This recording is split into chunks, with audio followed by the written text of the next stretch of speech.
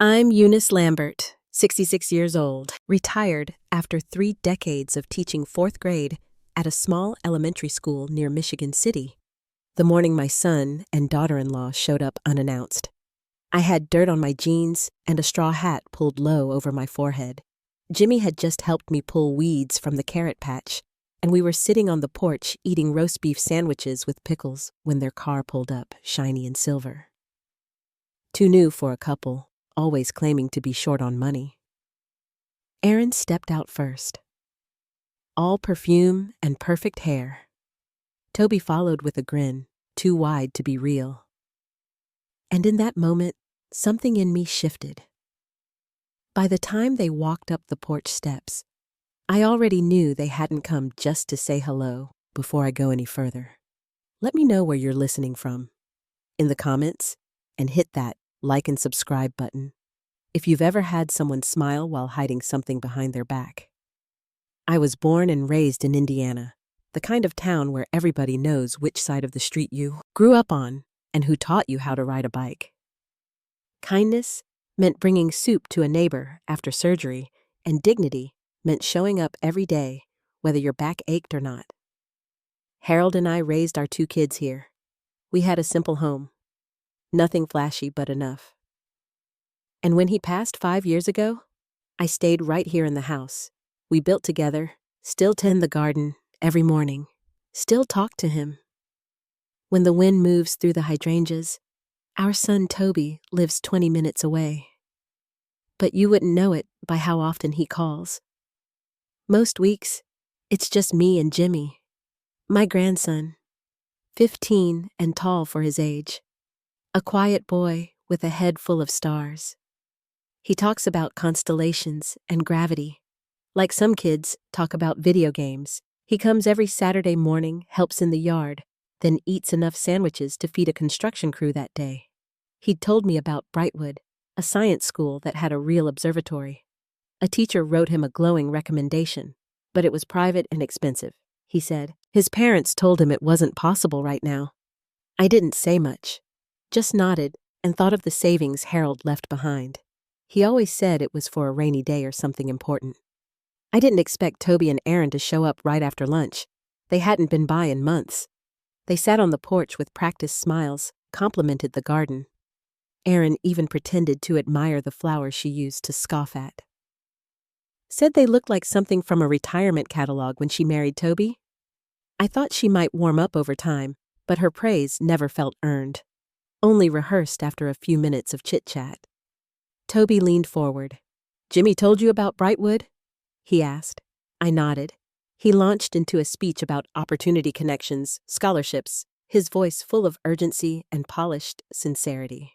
Aaron chimed in, too, calling me Mrs. Lambert, like she always does when she wants something. Then came the ask. $7,000 for the deposit. They said they tried the bank. They said their credit took a hit. They said it was Jimmy's only chance. I looked at my grandson sitting quietly beside me. His eyes downcast and his shoulders stiff, and I couldn't tell if he was embarrassed or ashamed. "Maybe both." "You don't have to, Grandma," he said softly. "I can stay at my school." But Aaron cut him off. "Don't be ridiculous. This is your future," I told them. I needed time to think. 3 days, I said. They tried not to show their disappointment, but it was there just beneath the surface. The way Toby stood a little too fast.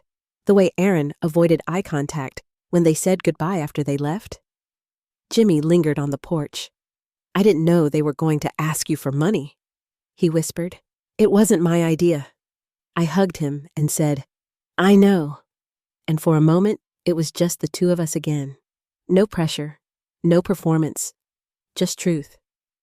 But later that week, while shopping for a tablecloth at Oak Ridge Mall, I saw something that made my knees go weak. The mall was bright with late morning sunlight, streaming through the skylights and bouncing off polished tile.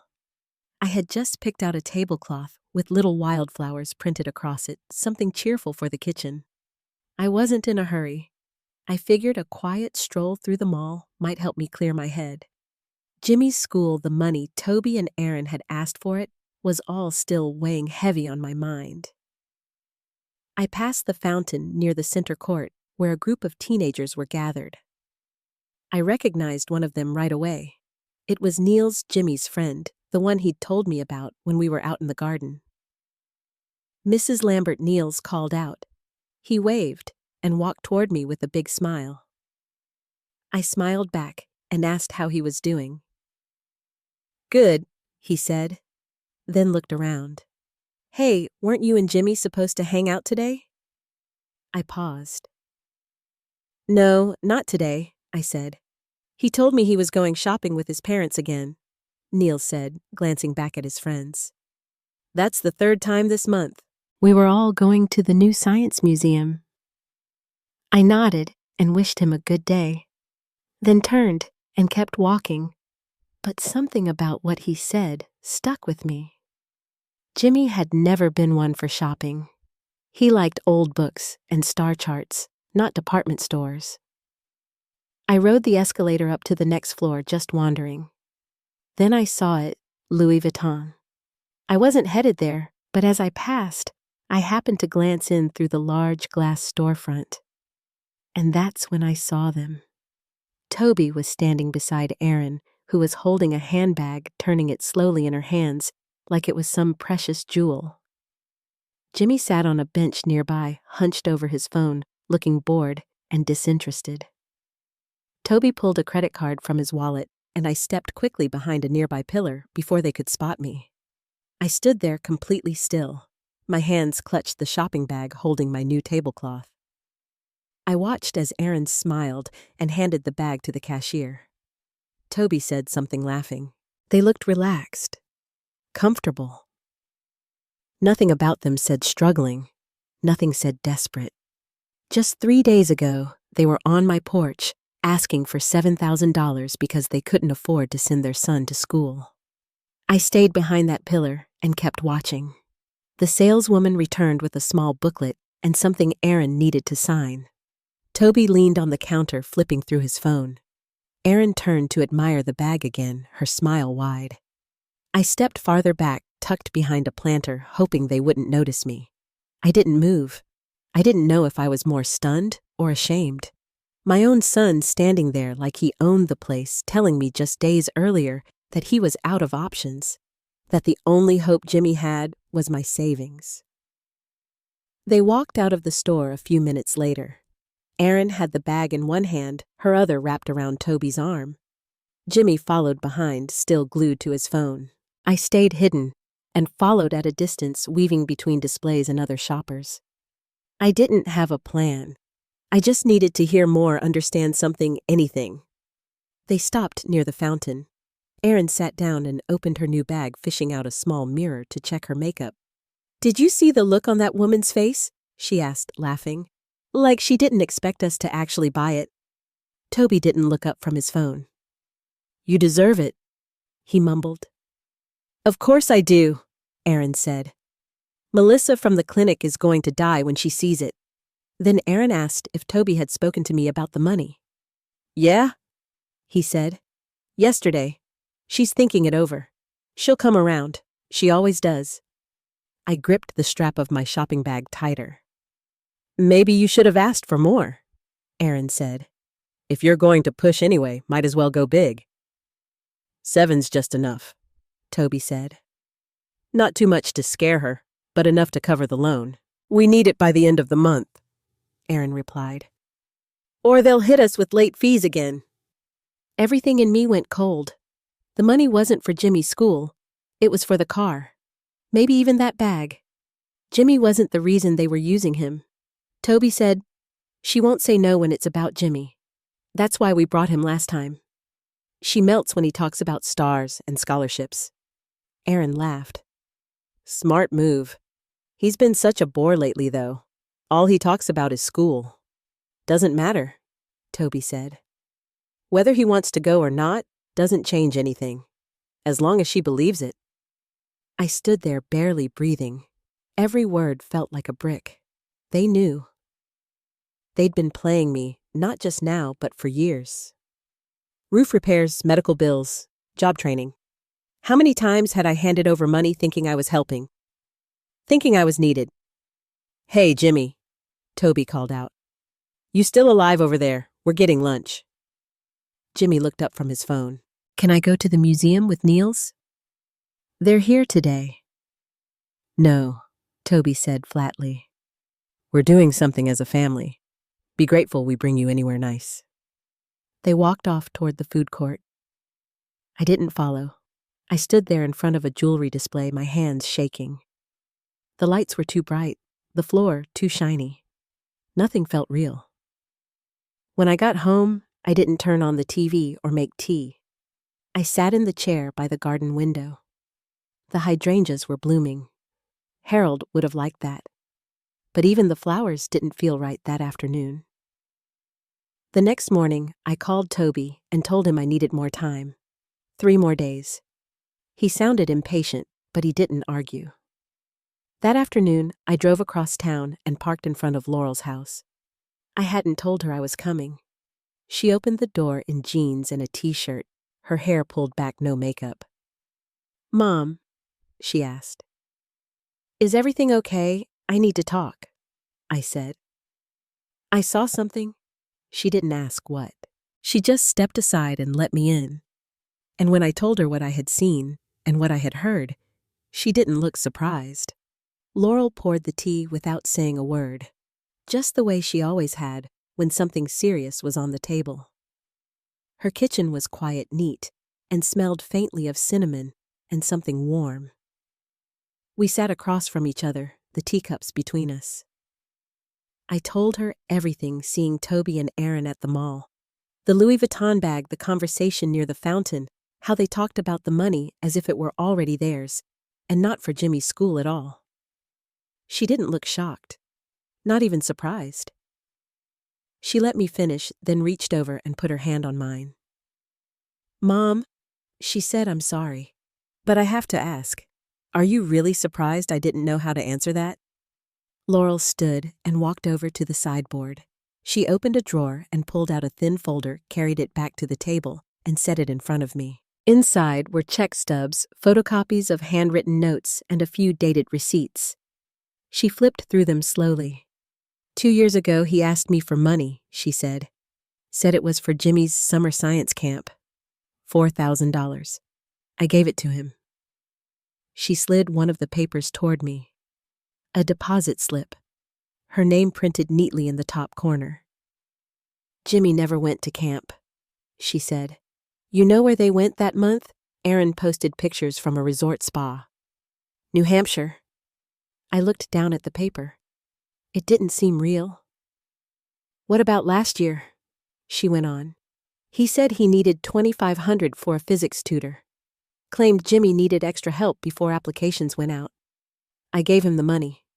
But Jimmy told me later that he wanted a tutor and his parents said it was too expensive. He never even knew I'd sent anything. I sat back in the chair trying to steady my hands. Why didn't you tell me I tried? She said. After the camp thing. I came over, remember? Said I was worried. You brushed it off. Said Toby was just under pressure. That everybody has money problems now and then. I did remember.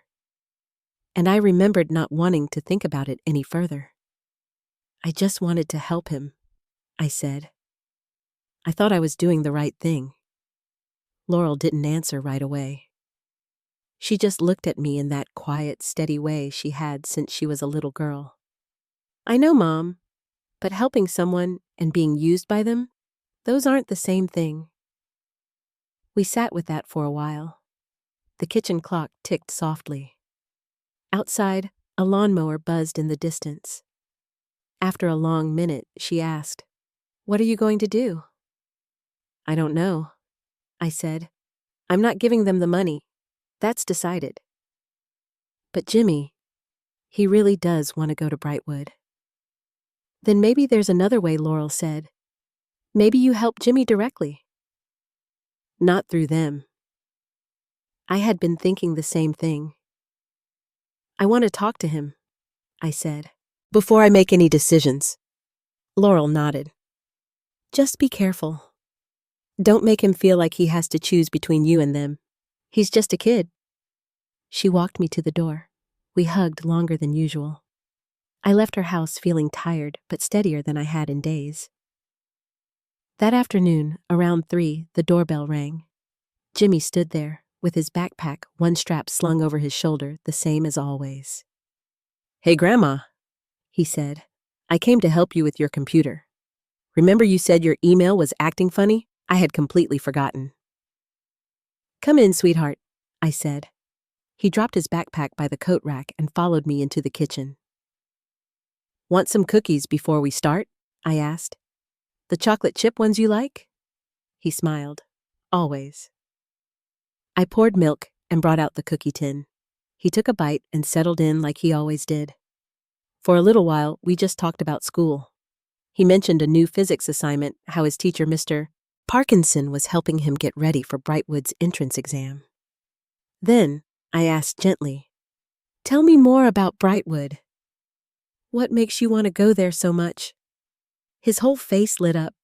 "It's the best science program in the state," he said. "They've got a real observatory, Grandma.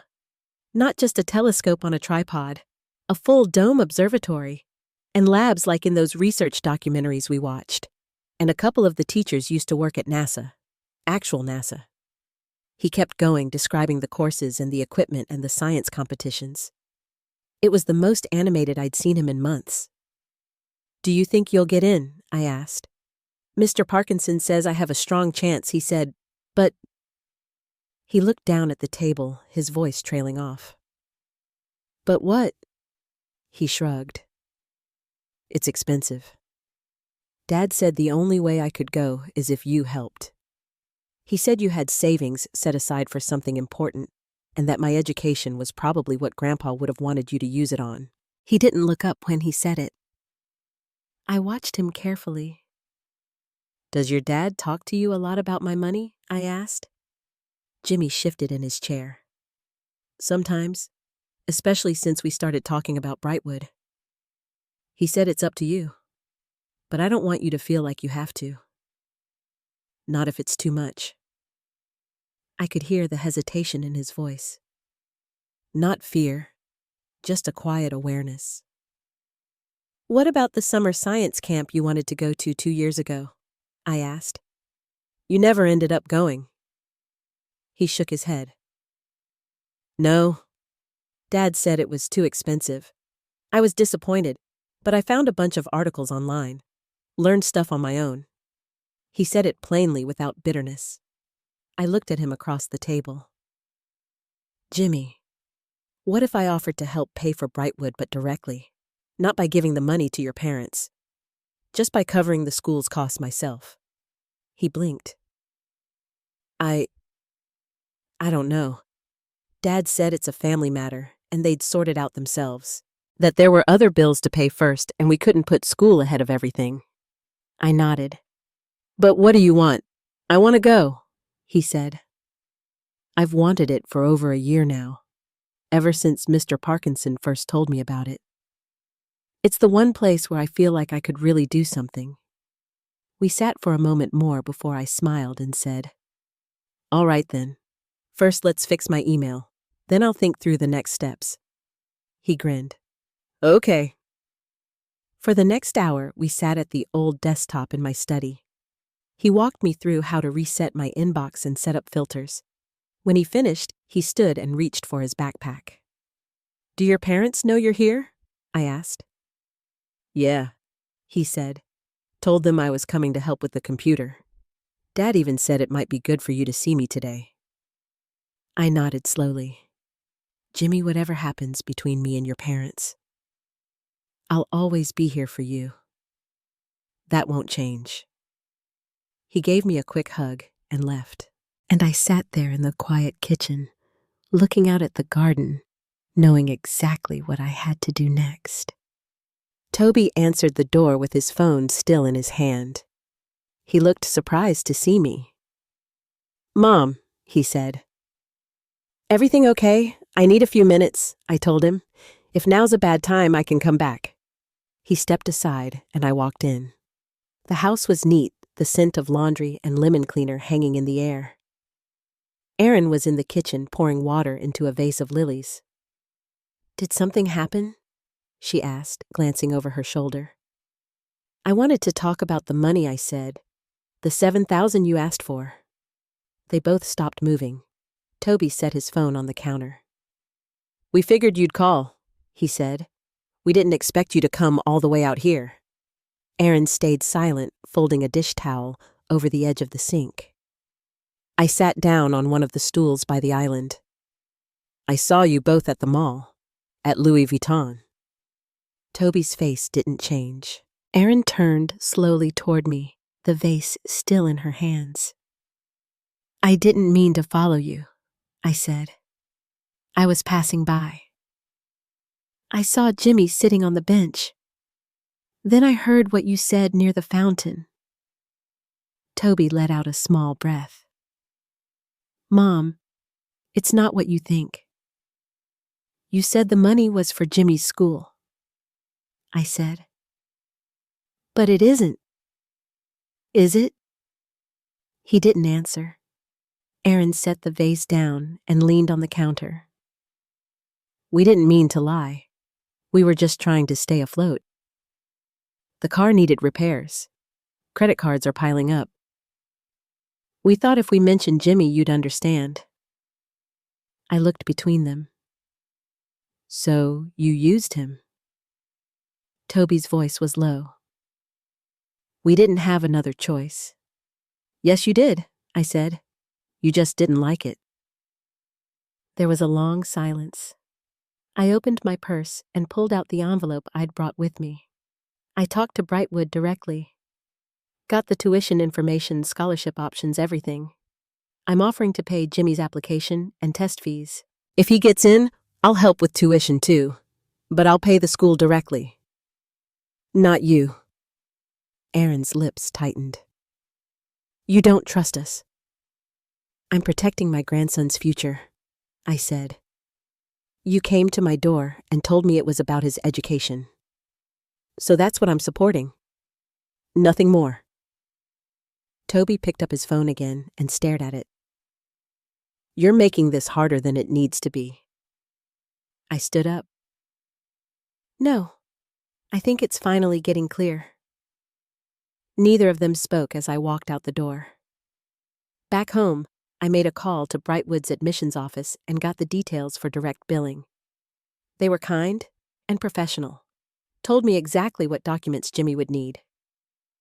The woman on the line asked if I was his parent. I said, no, I'm just someone who believes in him. The next day, Jimmy came over to help clean out the attic. We worked in quiet stretches, the fan on boxes of old holiday decorations piled around us.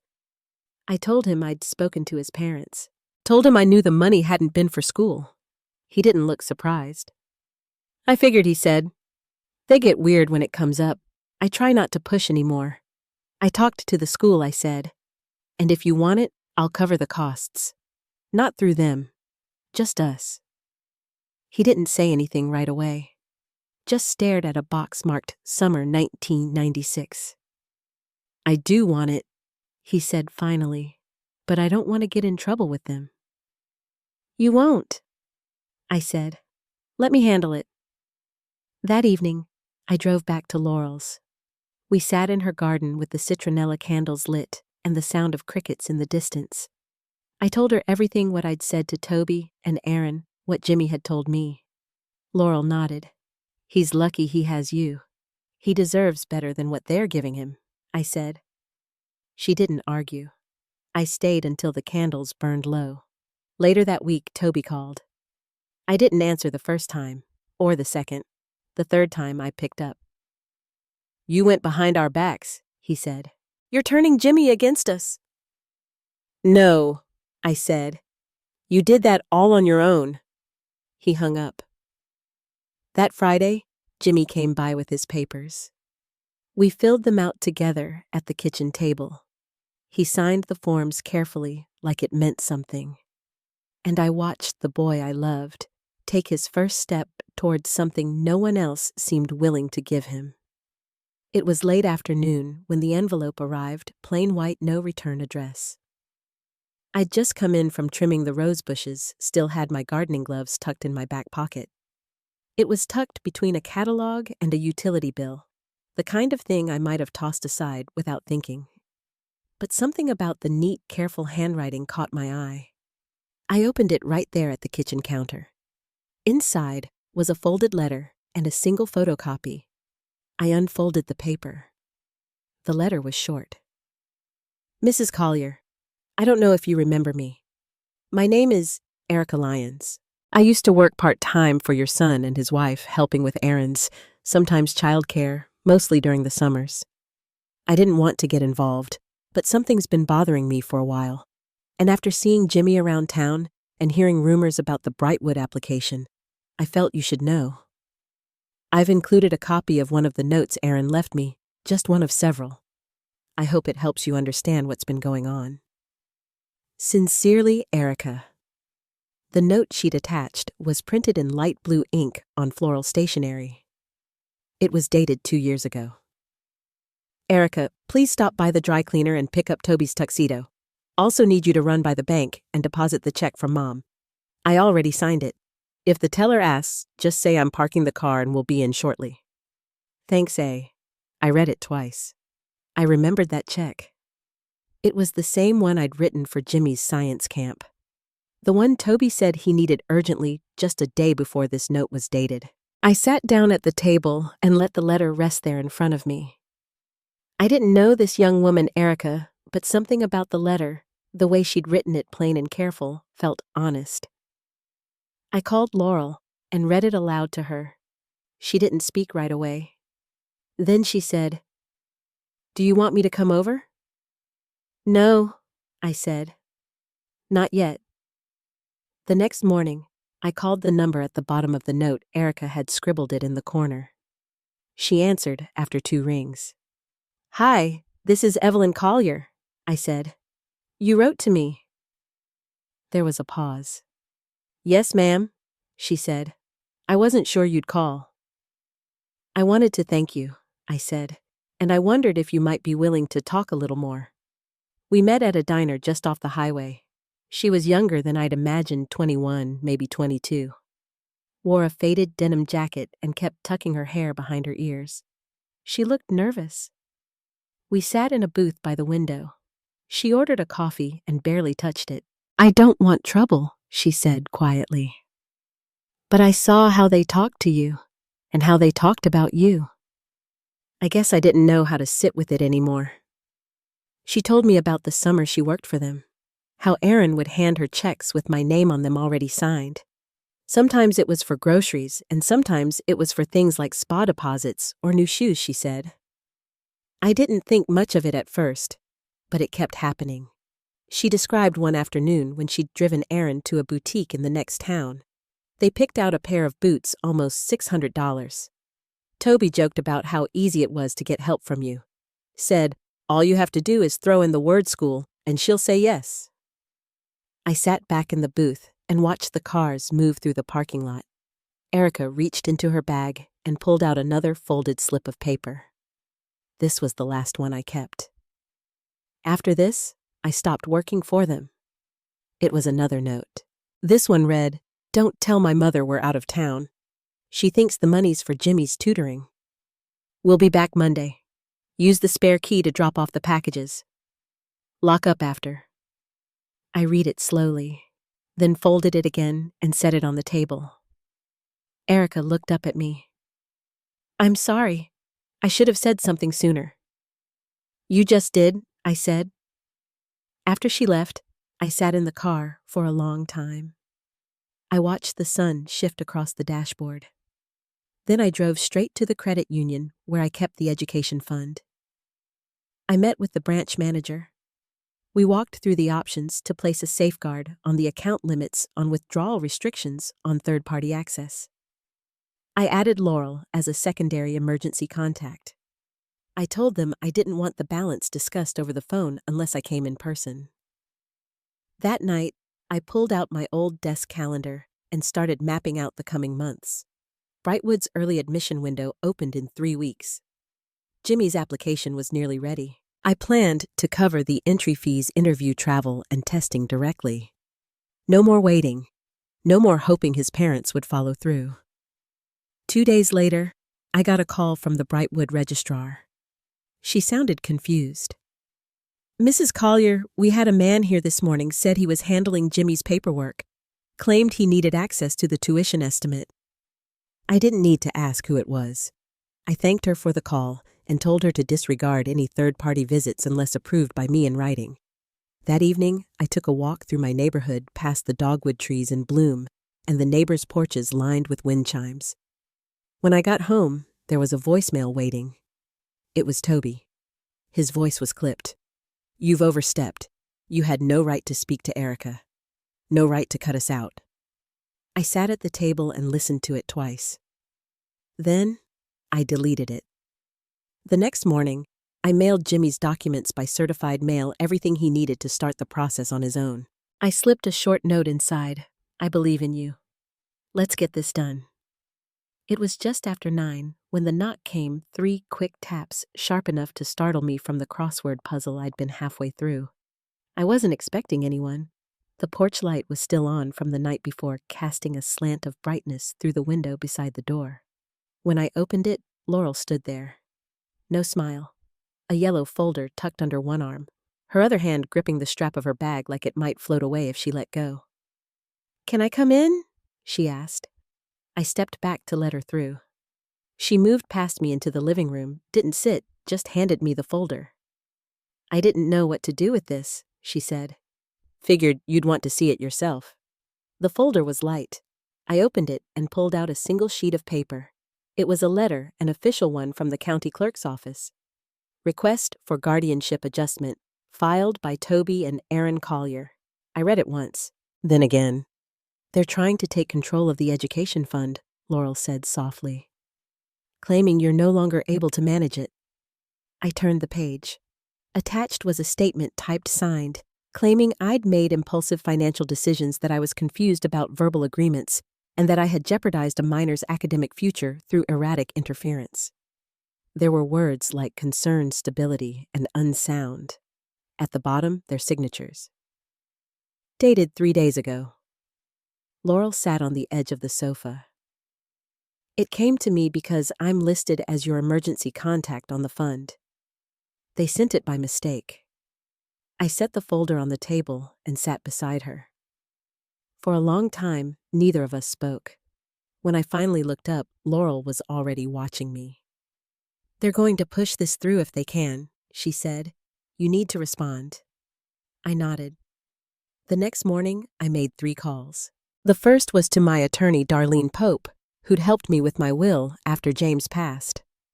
The second was to the bank manager at the credit union. And the third, hardest of all, was to Jimmy. I told him I needed to see him after school. I didn't mention the letter. Just said we'd have sandwiches and talk. He came over around 4. Still had his backpack slung over one shoulder, hair tousled from the wind. I poured lemonade, and we sat at the table like we always did. "There's something I need to show you," I said. He read the letter slower than I had. When he finished, he kept his hand on it, fingers spread over the page like he could pin it down and stop the words from shifting. "Why would they do this?" he asked. His voice was quiet. "To stop us?" I said. He shook his head. "They're always saying how they're the ones who care, how everything they do is for me. But this isn't about me at all." We sat for a long time without speaking. Outside, the wind picked up and knocked over one of the porch planters. That night, I pulled out the file I'd kept in the back cabinet. Old records, dates, letters, check stubs, every receipt tied to the education account. I sorted them into envelopes labeled and dated each one. Darlene would need it for the response paperwork. 3 days later, we met in her office downtown. She wore her usual navy skirt suit glasses perched low on her nose. I handed her the folder, and she flipped through the pages without rushing. When she finished, she looked up. "We're going to answer this directly," she said. "File a response, attach proof, make it clear they've overstepped. And if they push it further, we'll request a formal review," she said. "You're not just protecting a fund. You're protecting a boy who trusts you." Later that week, I filed the papers myself. Walked them to the clerk's office, waited in line, handed them over. The woman behind the counter stamped each page without looking up. That night, Jimmy called. "I want to talk to them," he said. "Tell them I'm not some excuse, that I made the choice. Not you." "You don't have to," I said. "I do," he replied. "They need to hear it." 2 days later, Jimmy stood on my front steps in his Sunday clothes, a manila envelope under his arm. His parents were coming for dinner, a talk they'd said. But he had his own plans. When they arrived, they didn't even glance at me. Erin walked in like she owned the place. Toby gave a stiff nod. "We'd like to clear the air," he said. Jimmy stepped forward before I could answer. "I know what you did," he said. "I read the letter, the one you filed behind her back." Erin blinked. "That wasn't meant for you." "But it affects me," he said, "and I'm not letting you do it."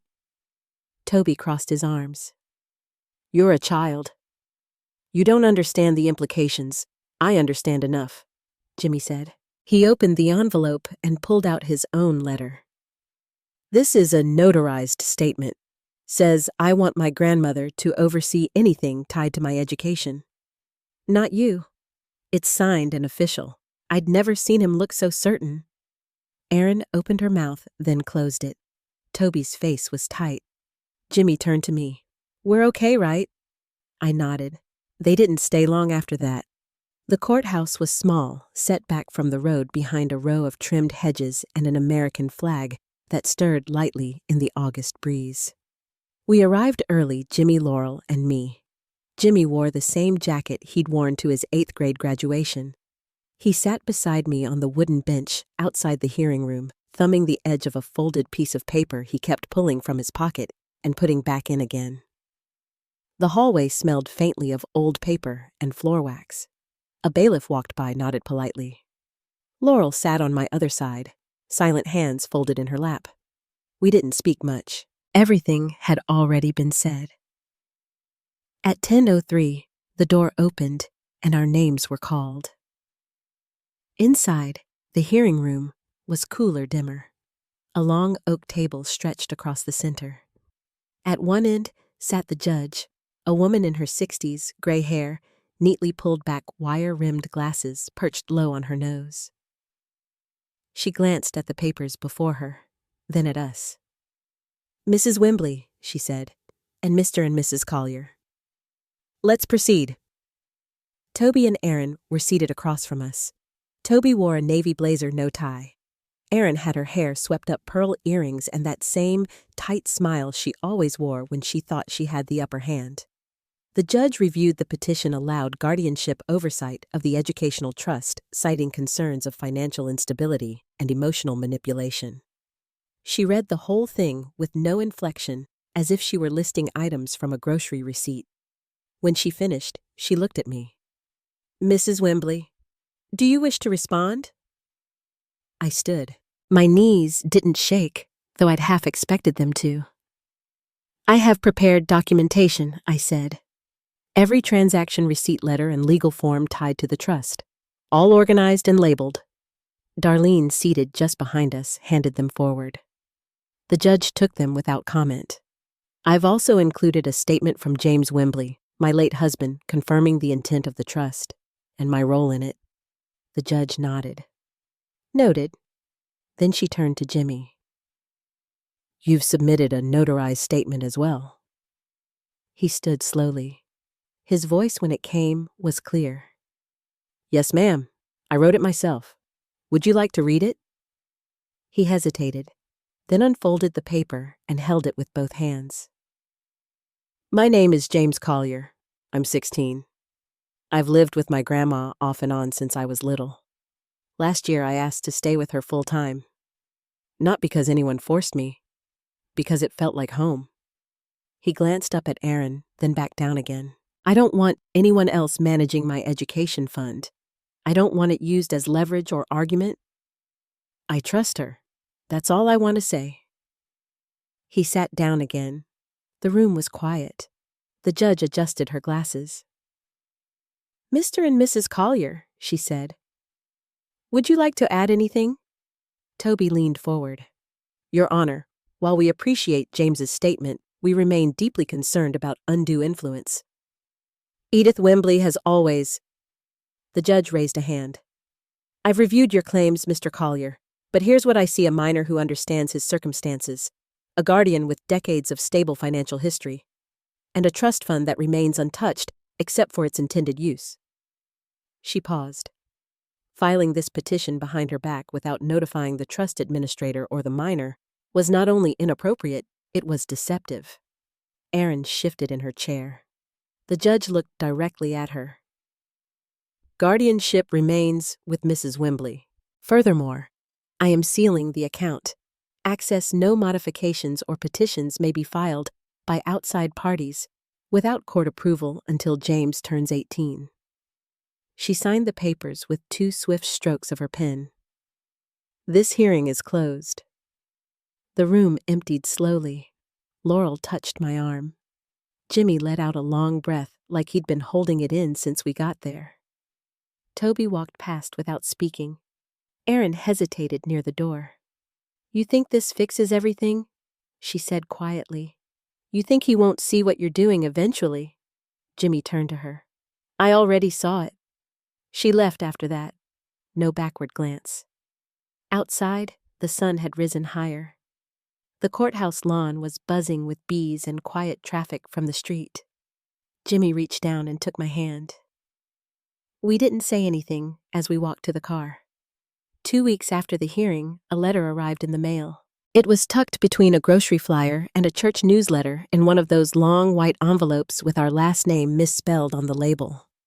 I almost didn't open it. But something about the return address caught my eye. Glenbrook Assisted Living Up in Mount Holly. It was from Erin's mother. Inside was a short note in unsteady handwriting. She said she'd heard what happened in court. Said she wasn't surprised. She thanked me for raising that boy right and included a faded photograph I'd never seen Jimmy as a baby sitting in her lap on a porch swing. On the back in careful blue ink, she'd written, "He always felt safest with you." I sat at the kitchen table for a long time holding that picture. The house was quiet. Laurel was at work and Jimmy was down the road helping a neighbor fix a porch railing. The same boy who once flinched at loud voices and wouldn't speak up in class was now handling power tools and holding conversations with people twice his age. He still got nervous before tests. Still didn't like thunderstorms. But I saw something steadier in him now, like he'd found his footing, even if it wasn't on the path others expected. We didn't talk much about the hearing after that day. Jimmy went back to school. Laurel brought home a box of apples from a roadside stand, and we baked pies for the church sale. The house settled into its rhythm again, morning coffee, evening news. The soft creak of the hallway floorboards I'd stopped noticing years ago.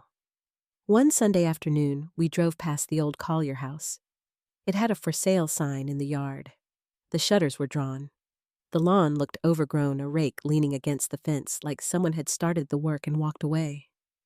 Jimmy didn't say anything until we were well past it. "They're moving to North Carolina," he said. "Erin got a new job." I glanced at him. "How do you feel about that?" He shrugged, then looked out the window. "Relieved," he said. "I don't have to keep waiting for them to show up."